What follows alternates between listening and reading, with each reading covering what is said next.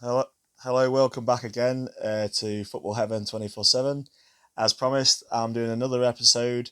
In the previous episode, we focused on the exceptional season of Nottingham Forest in the 1977-78 season. We also talked about transfers currently leading up into the 22-23 season. And we also did a review of all the football leagues in the 99 2000 season. But this episode in particular, as you can see, I'm done in what would have been my local team had I have grown up round here. I was born in Essex. I was born in West Ham Central, to be fair. West Ham is obviously the local team, supported by many. We're probably looking at hundreds of thousands of fans in the local area. The capacity of West Ham's ground at the moment, I believe, is 60,000, or maybe just above that for the new season. West Ham have had some great moments in the past. They've been a much loved team by a lot of people's second team in a way. I suppose in my eyes, they might my would be like a third team if Forest and Scunthorpe United didn't exist. Um, I've been requested to do a bit more on West Ham by one or two of the local my local friends here, um, who have got behind me and liked and subscribed to this channel. I will concentrate on what is arguably their greatest ever season, their highest ever finish in the Football League. It was finishing third in the 1985-86 season, and they drew Liverpool and Everton, the usual dominant teams of the 80s, well, the mid 80s. Um, it drove them right to the very end in the title race. Now, back in those days, as I said in the previous episode about Forest in the 77-78 season, the pitches weren't great, especially around winter time.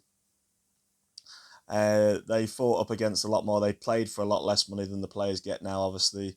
There was a lot more heart. Challenges were able to be made without the referees getting on them for every little thing. I think these days, players play act way too much, which I find a bit disgusting.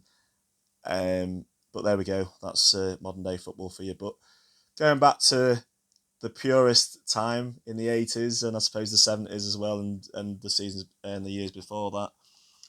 Um, when players could fly in with challenges, when great things could happen in games, when it was attacking from end to end in pretty much every game, and it wasn't so tactical and overthought all the time as it is in today's game. There was some great games to be watched. A lot of these games that I'm about to mention from West Ham's 85-86 season, you can find highlights of them on YouTube.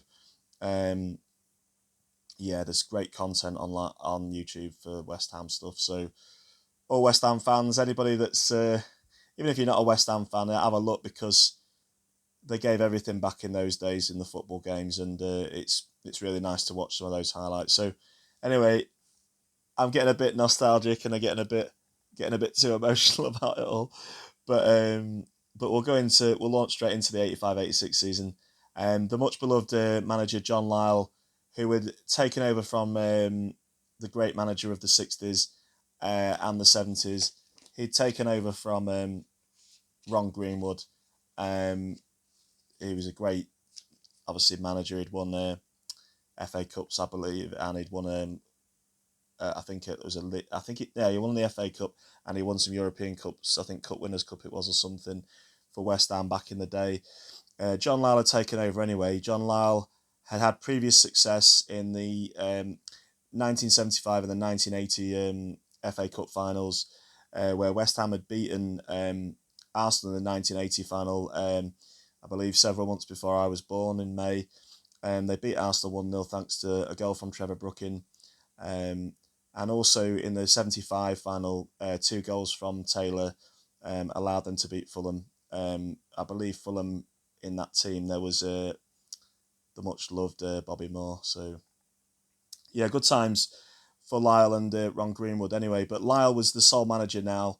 He had been for a few years going into this season. And West Ham, there was to start the season off on a not a very high note, really. They were away at Birmingham City. Um, there was a lineup of Parks in goal, Stewart, Wolford, Gale, Martin, Devonshire, Ward, McAvenny, Goddard, Cotty, and Orr. And on the bench was Dickens, and I think another player as well, which he doesn't mention. But yeah, they went away to Birmingham City. The attendance was 11,164, and they lost narrowly to a goal from Hopkins for Birmingham City on the 85th. On the 65th minute. It actually says in the notes in the book, after Heysel and Bradford City, English football is in the dock. Obviously, referring to Heysel, the stadium disaster in '85, Liverpool against Juventus, and Bradford City, the fire that broke out at Valley Parade in the previous 84-85 season. So, yeah, English football was in the dock, as they say, because there'd now been a ban, I believe, for 5 years, I think it was, or 6 years, for English clubs because of fighting that had broken out between Liverpool fans and Juventus fans. So, yeah, there we go. So, I'm sure a lot of fans of other teams were not happy at the Liverpool fans that were involved in that. But anyway, St Andrews also witnessed an awful violence on the last day of last season. Today there is nothing to note on or off the pitch. A test match is going on at Edgbaston. Hopkins scores from 20 yards in the morning kickoff. So, yeah, so not a great start to the season, and not an indication of what was to come for West Ham. In the next game, the first home game of the season against Queen's Park Rangers, there's a decent crowd. I'm guessing there was work being done on one of the stands, because West Ham normally back then got 25,000 fans. So there's only 15,530 fans at this game. But QPR put to the sword by West Ham. An indication of what was to come. Frank McAvenny, the Scottish striker, he gets 2 goals on the 10th and the 66th minute, and Dickens gets one on the 24th minute, and Burns scores for Queen's Park Rangers, and West Ham run out 3-1 winners in the game. Then, just as you think West Ham was picking it up, I suppose a lot of fans are thinking, oh, here we go again, that kind of thing, maybe mid-table mediocrity, that kind of stuff. Because they play Luton at home. Kind of a localish game, I suppose. Luton are just on the outskirts of London. And they lose 1-0. Penalty from Ray Harford puts them down 1-0 in that game. Excuse me. At the moment, West Ham are sitting 14th in the table. And as I say, there's no indication. They've had 2 defeats in the first 3 games. There's no indication that they're going to have such a good season. Going into the 4th game of the season, it's another loss away at Manchester United. Goals from Mark Hughes and Gordon Strachan make Manchester United win that game 2-0. And at this stage of the season, West Ham are dangerously close to the relegation zone in 17th. Then they go into another crucial game against one of the big teams of the time, Liverpool. And they take an early lead through McAvenny on the 21st minute. Then there's an equaliser from Johnston for Liverpool on the 52nd minute. And then McAvenny puts West Ham ahead again on the 71st minute. And then a goal from Ronnie Whelan draws Liverpool level with 7 minutes of the game left to make it 2-2. The attendance in the game is 19,762. So at that stage of the season, West Ham are still in 17th, although they're getting a good point there against Liverpool, and Liverpool were currently lying in 8th. Going into the 6th game of the season, Southampton away. An early goal from Curtis for Southampton puts Southampton 1-0 up, and then McAvenny equalises on the 81st minute to make it 1-1. So there's points registered on the board, but West Ham is still lying in 17th, still not having a great season so far. Another draw on the board, though. Another point. Then it's away again at Sheffield Wednesday. Sheffield Wednesday are having a really good start to the season. They lie in 3rd. As I say, West Ham are 17th going into that 7th game of the season.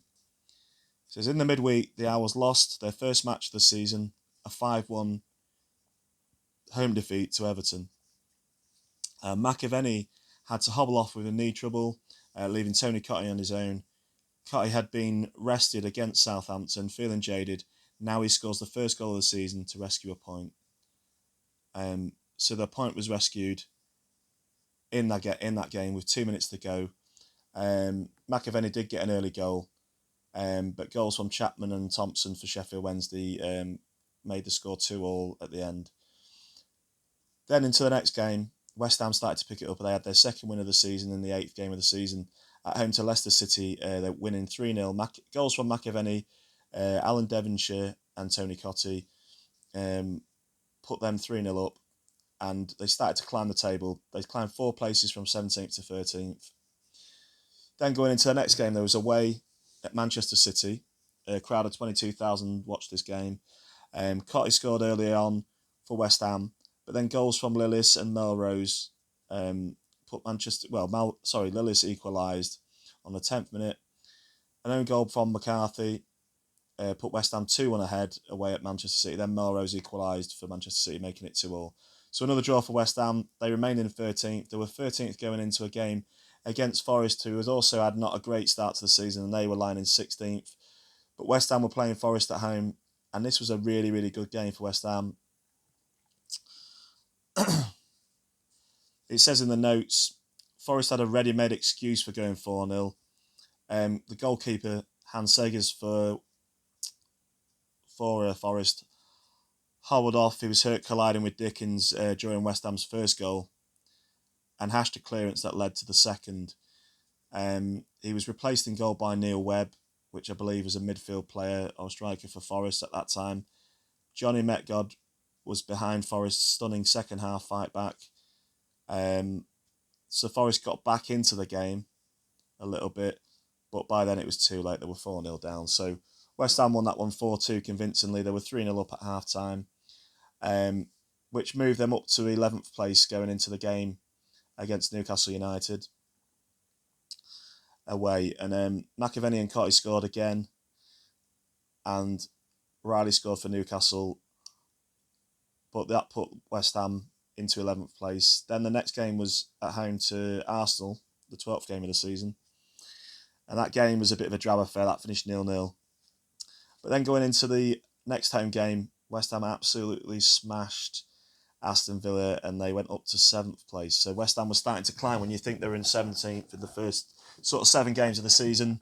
They've moved up 10 places now. They've had a few good wins coming in against Forest and Leicester City. Also that second game of the season against Queen's Park Rangers.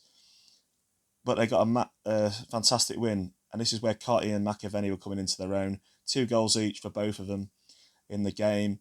Absolutely annihilated Aston Villa 4-1 at home. And it was away to Ipswich.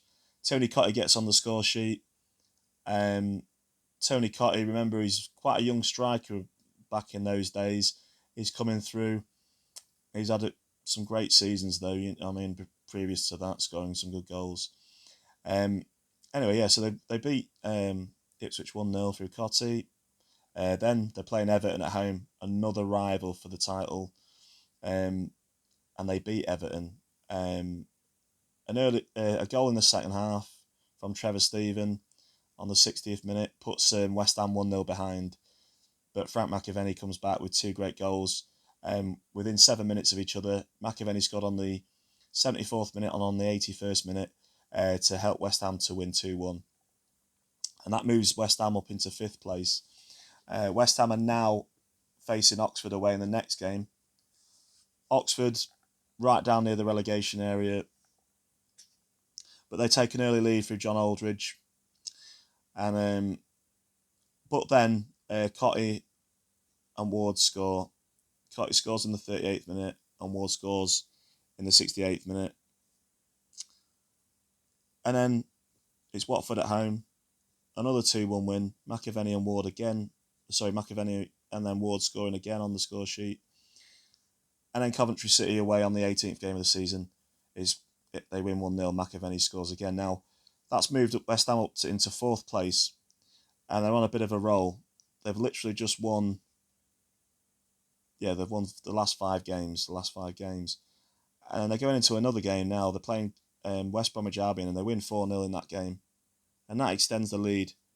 They've now won 7 games on the trot, and they're comfortably sitting in 3rd position.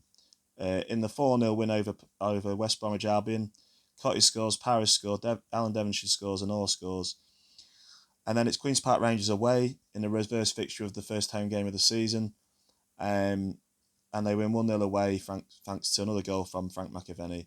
It says there was 23,836 fans there. So we're probably going back into the days when it was all terraced in that ground, because I know for a fact that Queen's Park Rangers only get about 16,000 fans in there now. So I'm guessing it was all terraced, so there was more people packed into the ground back in the 80s. Anyway, yeah, so West Ham's still cemented in third position. Then it's a home game against Birmingham City, and a goal from McAvenny and a goal from Stewart makes them beat Birmingham City 2-0. Birmingham City are relegation threatened. They're lying 20th on that day. But West Ham remain in third, and they're on a good run. And goals from the main thing to note is obviously the goals from McAvenny and Cotty is firing them right up there. It says in the notes, McAvenny volleys over his shoulder past David Seaman. Stewart adds a second from the spot after Alan Dickens is fouled by Jim Hagan. West Ham's 9th successive league win and 17th unbeaten game leaves them behind second place Liverpool only on goal difference.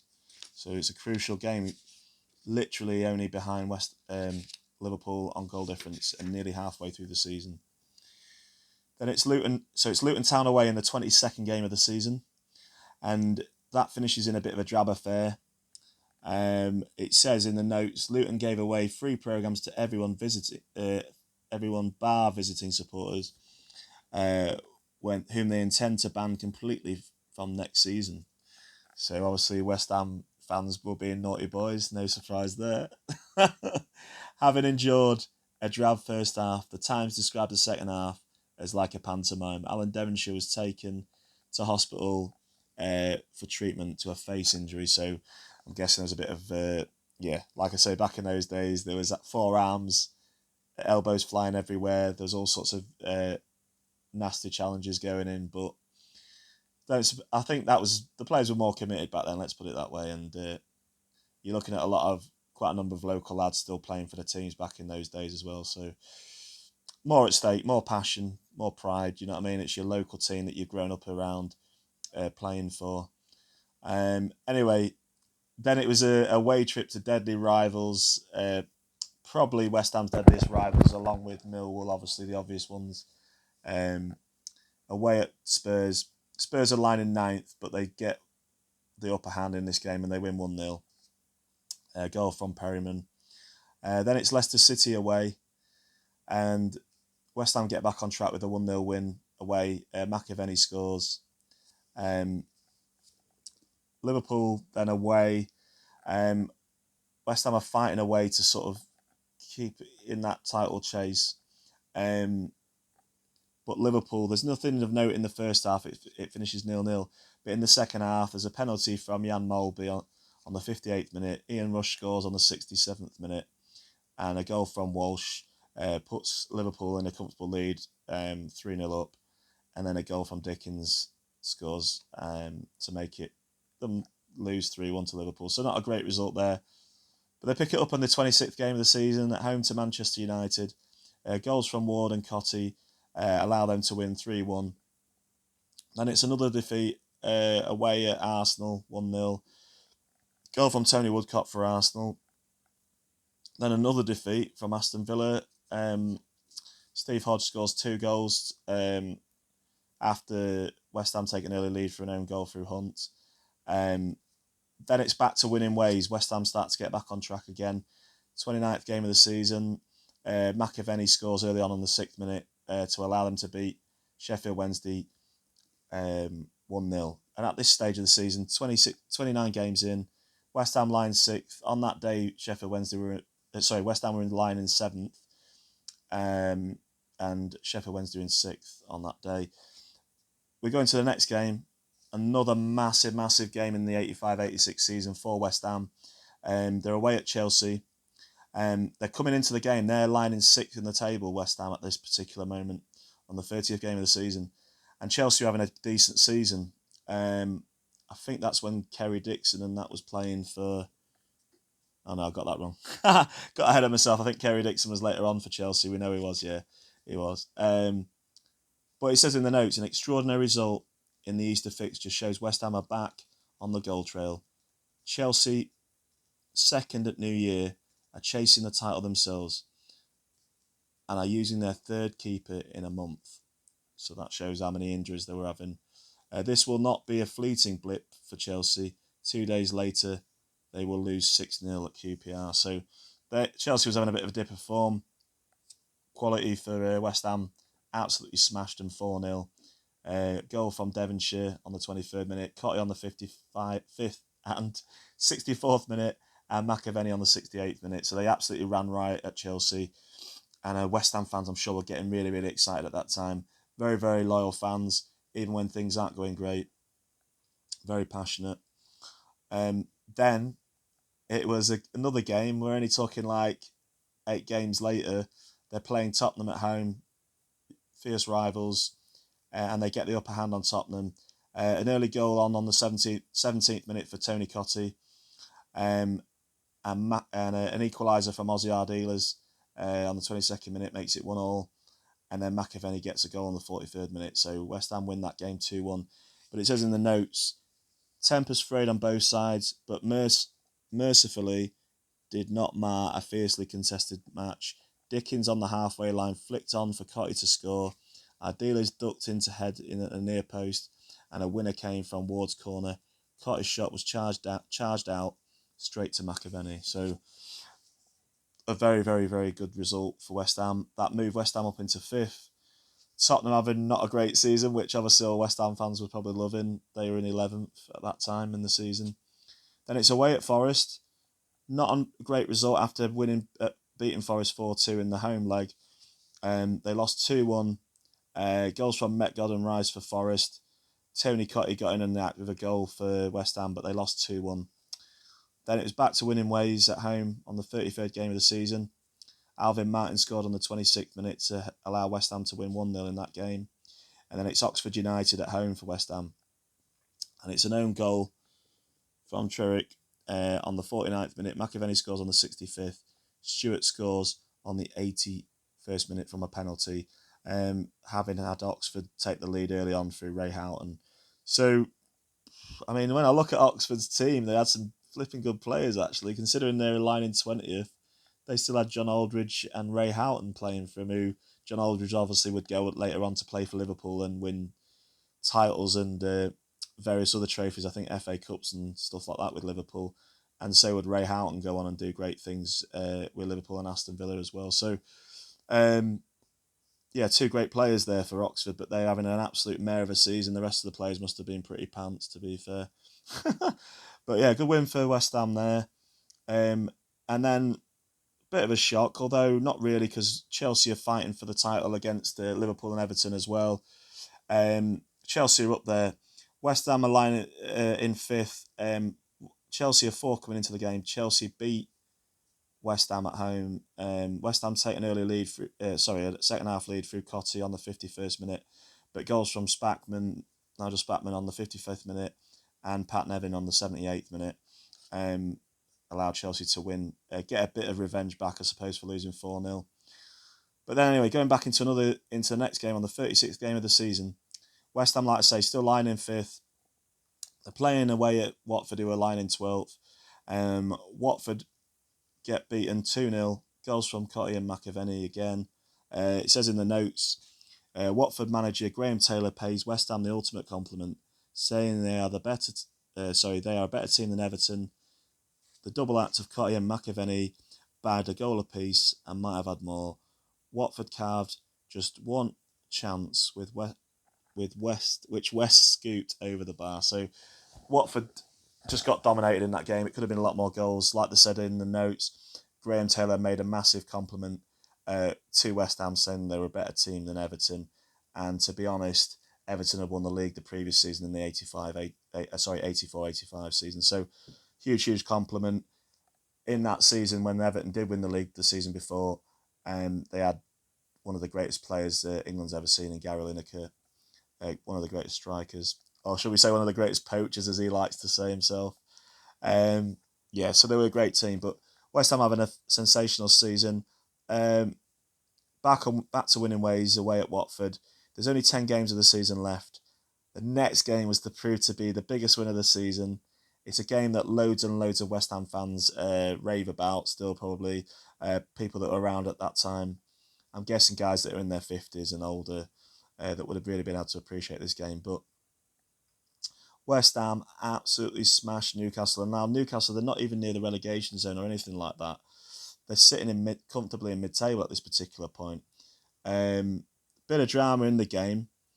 It says in the notes, a game for the record books. West Ham's biggest win since October 1968 produced a hat-trick for Alvin Martin, each of whose goals was scored against a different keeper. So there was 3 different keepers in the game.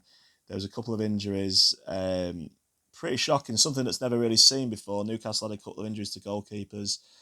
Martin Thompson went off shell-shocked at half-time because West Ham were 4-0 up by that point.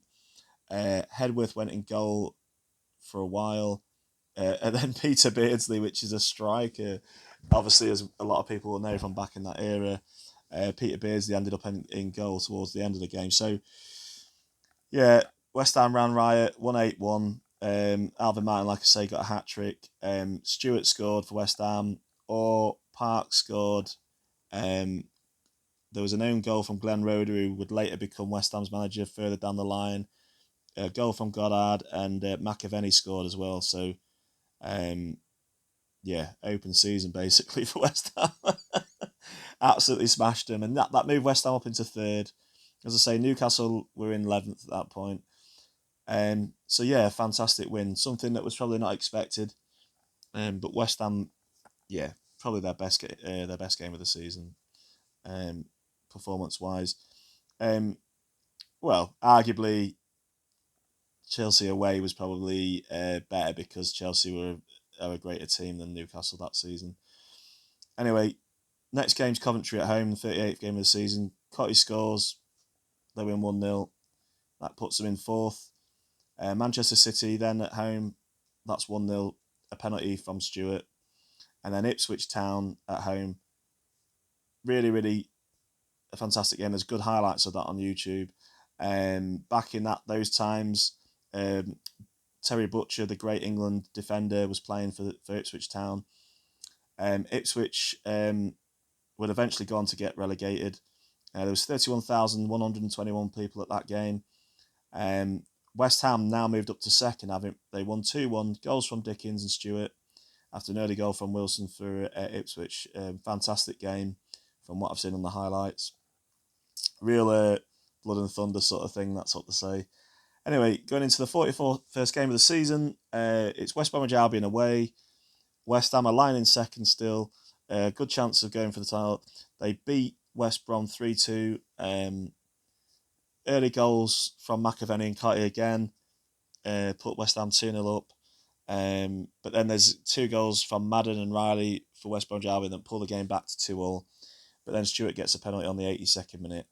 It says in the notes, West Bromwich Albion are sure to finish bottom, but they put up a sterling resistance before presenting West Ham with a 6th successive win.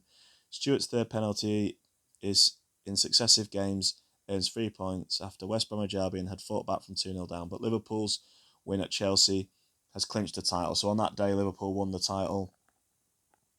So going into the last game of the season, I believe it's the last game of the season, the 42nd game of the season, final game of the season. Everton away. Not much to play for. Liverpool's won the title. Although I suppose there was a fight to finish second or third. But ultimately, Everton win the fight. As I mentioned earlier, Lineker has a fantastic season that season as well as the previous season. He gets on the score sheet. A goal's on 42nd and the 47th minute. And a goal from Stephen as well. I think Trevor Stephen, a penalty on the second 72nd minute, allows Everton to breeze into a 3-0 lead. Cotty gets one back on the 89th minute. West Ham have had a fantastic season. The average attendance at home is 21,992 for the season. West Ham, they finished third.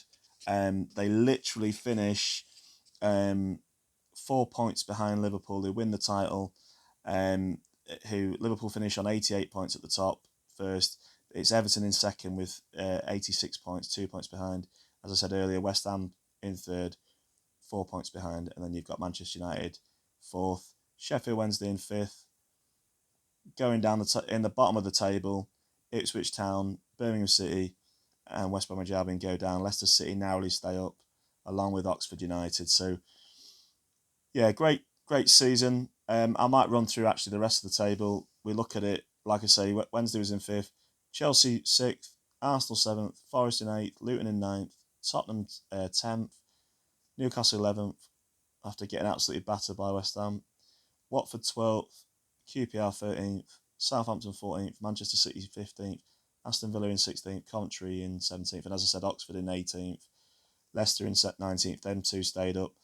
Ipswich Town in 20th, Birmingham City in 21st, and West Bromwich Albion in 22nd. They go down. So, yeah, great season for West Ham. There was some double wins. There was double wins against 8 teams that season. Queen's Park Rangers, a London rival, Leicester City, Newcastle, Ipswich, Oxford, Watford, and Coventry City. There was no double losses for West Ham.